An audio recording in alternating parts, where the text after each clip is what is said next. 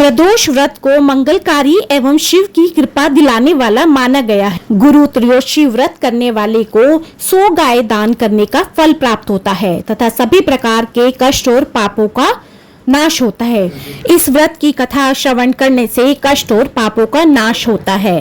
तो आपको भी अगर ऐश्वर्य और विजय का शुभ फल प्राप्त करना है तो इस कथा को अंत तक सुनिए और मेरे चैनल को लाइक, शेयर एंड सब्सक्राइब कीजिए।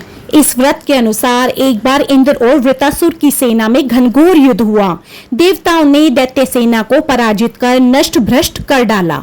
यह देख वृतासुर अत्यंत क्रोधित हो स्वयं युद्ध को उद्यत हुआ। आसुरी माया से उसने विकराल रूप धारण कर लिया। सभी देवता भयभीत हो गुरुदेव बृहस्पति की शरण में पहुंचे। बृहस्पति महाराज बोले, पहले मैं तुम्हें वृतासुर का वास्तविक परिचय तो दे दूं। वृतासुर बड़ा तपस्वी और कर्मनिष्ठ है। उसने गंधमादन पर्वत पर घोर तपस्या कर शिव जी को प्रसन्न किया है। पूर्व समय में वह चित्ररथ नाम का राजा था। एक बार वह अपने विमान से कैलाश पर्वत चला गया। वहां शिव जी के वाम अंग से माता पार्वती को विराजमान देख वह उपहास पूर्वक बोला, हे प्रभु, मोह माया में फंसे होने के कारण हम स्त्रियों के वशीभूत रहते हैं, किंतु देवलोक में ऐसा दृष्टि गोचर नहीं हुआ कि स्त्री आलिंगनबद्ध हो सभा में बैठे। चित्ररथ की यह वचन सुन सर्वव्यापी शिव शंकर हंसकर बोले, हे राजन, मेरा व्यवहारिक दृष्टिकोण पृथक है।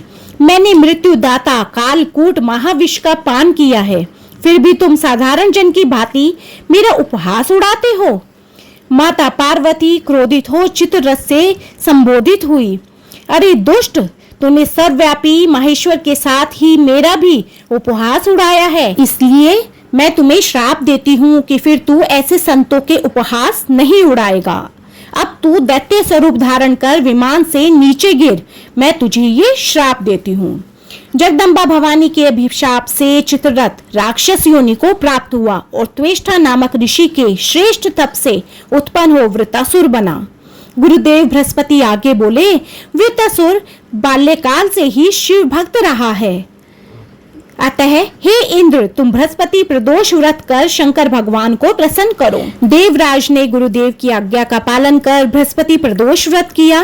गुरु प्रदोष व्रत के प्रभाव से इंद्र ने शीघ्र ही वृतासुर पर विजय प्राप्त कर ली और देवलोक में शांति छा गई। अतः प्रदोष व्रत हर शिव भक्त को अवश्य करना चाहिए। तो इस कथा के श्रवण मात्र से ऐश्वर्य और विजय का शुभ वरदान प्राप्त होता है। तो बोलो शिव शंकर भोलेनाथ की जय, माँ पार्वती की जय।